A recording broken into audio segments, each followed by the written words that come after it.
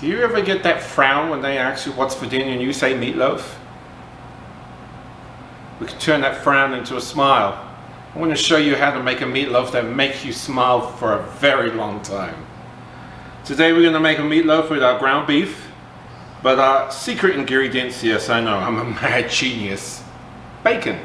A lot of people like to add ground pork, ground veal, all different kinds of meats with their ground beef. But I like to add bacon, and I don't grind mine, I just finely chop it.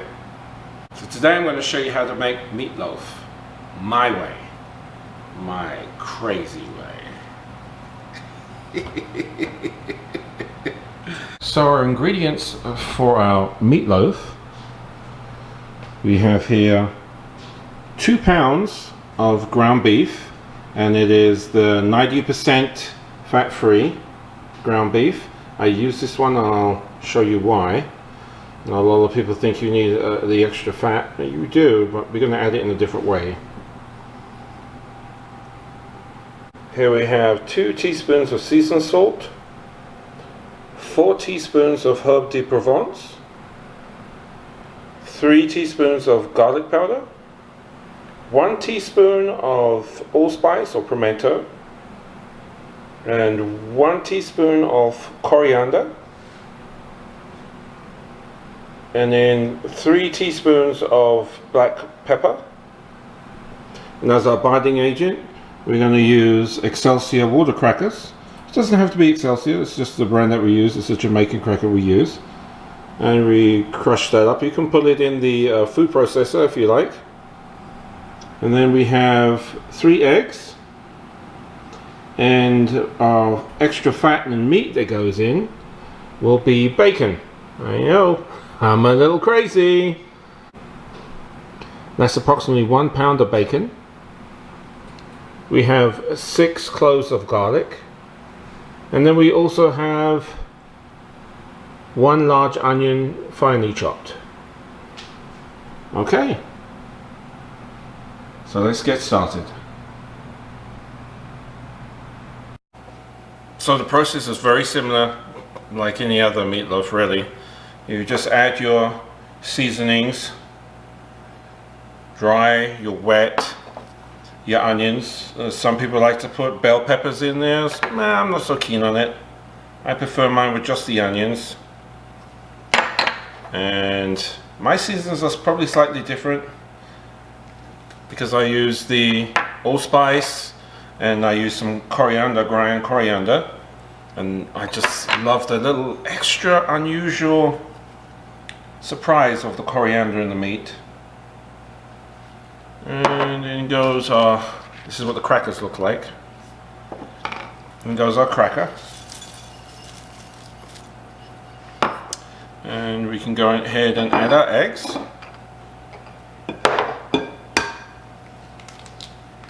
If you notice, I am using gloves because I do mix this by my hands, and I don't see what's the point of having raw beef all over my hands if I don't have to.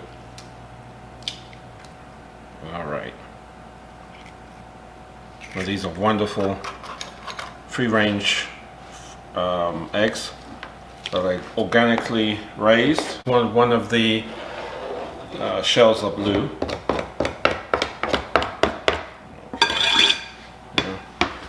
And we're going to chop our bacon. So you can do this in a food processor. Going the wrong way. You can do this in a food processor, but you should make it very cold before you put it in the food processor, because the fat in the bacon will just start smearing out and turning into a big goopy ball. And this is really, for me, the better way of doing it, because I don't need it to be that small or that fine. It just needs to be small enough that its consistency will bind with the other meats. That's all. Alright, so I'm going to go ahead and chop the rest of this. Okay, so now all our bacon is chopped. As you can see, I have a couple of tablespoons of it here. I'm going to put to one side because we're going to use that later to make our gravy. So I'm going to serve this with mashed potatoes today. And it's a sin to have mashed potatoes without an awesome gravy. So So go and get your hands dirty, but go ahead and put your hands in and just combine everything completely, evenly throughout. All the meat, all the pork, all the onions and garlic, all the seasonings. Just keep on turning until you have it nicely combined. So I figured out how to make this recipe when I was doing a burger party for July the 4th one year, and I was making lamb burgers and I just needed something to give it a kick of flavor. And I thought, I had some bacon, some really good quality bacon. And I thought, I'll just chop some of this up and put in there and see how it goes. Boy, were they awesome hamburgers. And they were like a Greek hamburgers. It was lamb, and I put tzatziki sauce in there and whatnot. It was amazing, just amazing. And then I decided one day I was gonna, instead of mixing pork sausage, I was gonna try bacon in my meatloaf, and it worked out amazingly. You guys are gonna love this. Nobody will yawn again when you say you're having meatloaf for dinner. Okay, so now we're going to put this in a pan and mold it. So I'm going to cook it in a glass dish. In this glass dish I just had a light spray of non-stick oil. And you're going to take your meat and you're just going to shape it into a loaf. Okay, so we're going to form this so it's a nice shape, high enough, no more than 3 inches or so. Nice square shape, so it looks like a meatloaf. I don't make mine too tall, because if you make it too tall, it takes longer to cook it. The cooking process is longer, and then it can start drying out. Nice and smooth, because you want to keep all the juices in.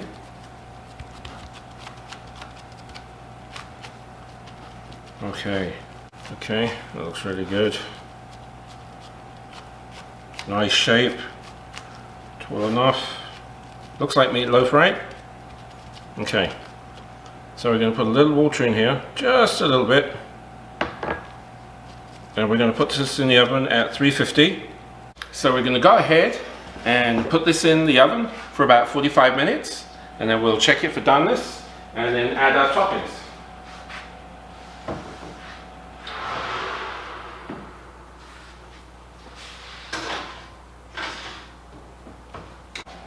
And while we're waiting for our meatloaf to be done, we're going to go ahead and make our gravy. So in a frying pan, we're going to go ahead and render down a little excess bacon that we had. Okay, with our bacon that's rendering, we're going to go ahead now and add 2 tablespoons of butter.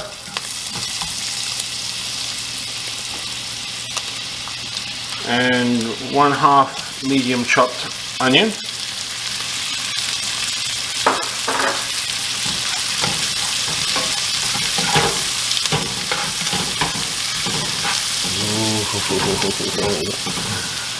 Onion, butter and bacon.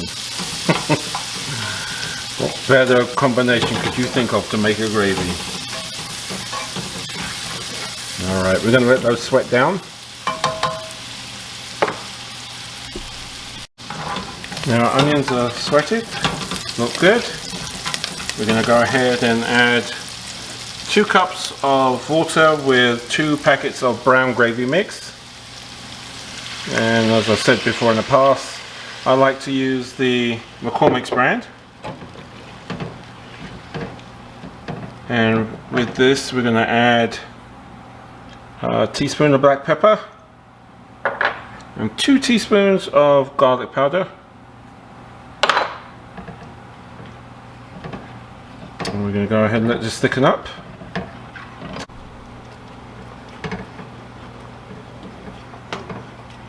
Alright, it's been about 6 or 7 minutes. Look how silky and smooth and thick that gravy is. It's absolutely delicious. There's no better companion for mashed potatoes than a nice, thick, rich gravy. Alright. Finish my potatoes and we'll have a look at our meatloaf. So our meatloaf's been in for approximately 45 minutes. And now we're going to put our topping on. And here in this bowl I have approximately 6 tablespoons of ketchup on this side. And about 3 tablespoons of marinara on this side. And I like to do the ketchup marinara mix. The marinara just adds that depth of flavor to the ketchup. I really do prefer it this way. You should try it. But you could always add your own, the way you like to do it. It doesn't really matter. And you can always add your own seasonings to your meatloaf. Okay. So we're going to go ahead and spread this on top.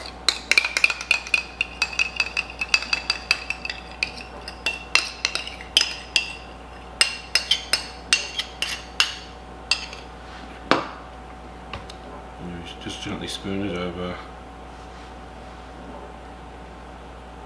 This is just a really lovely finishing.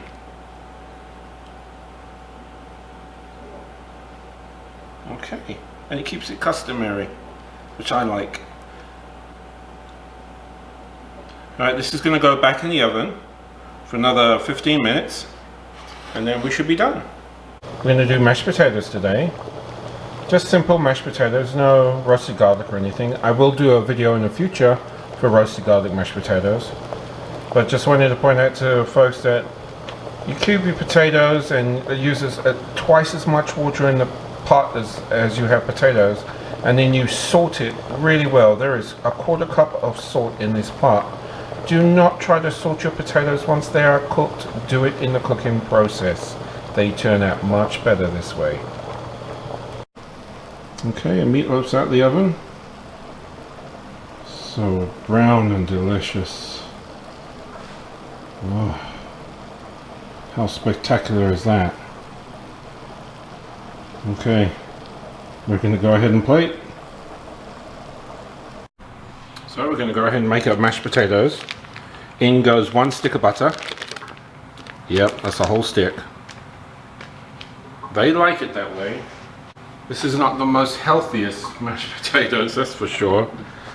But they will taste absolutely amazing. So start smashing your potatoes. The butter was at room temperature, so it will melt pretty quickly. I like my potatoes a little wet. I don't like them chalky or overly tight. And I don't particularly care for lumps either. Alright. If you notice, I'm doing it in the pot so the potatoes will stay hot. And this is whipping cream. And now we're going to add about 1/2 cup of whipping cream to start. And you just keep on adding the whipping cream until you get to your preferred texture. A lot of people will think this would be just fine. It is too tight for me.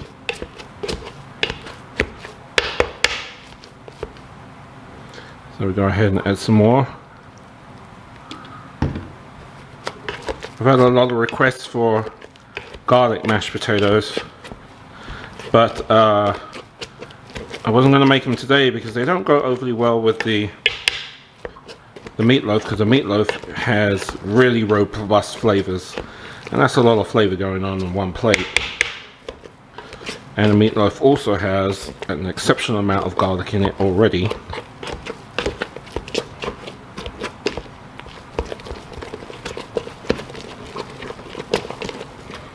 Just a little bit more.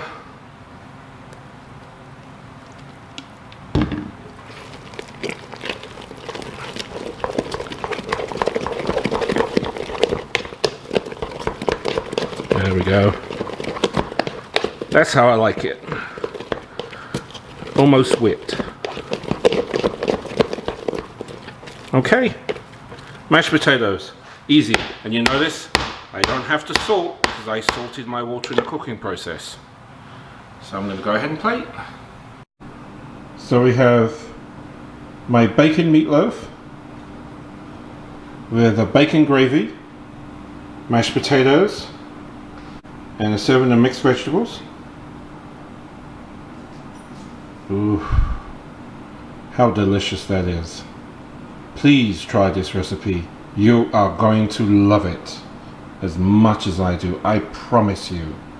You will never taste a meatloaf like it. Look how easily this cuts.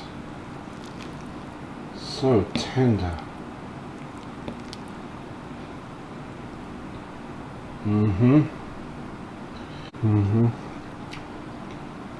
Look at that.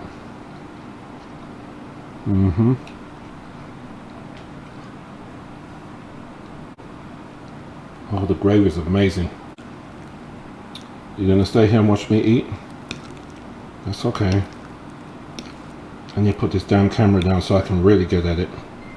Yep.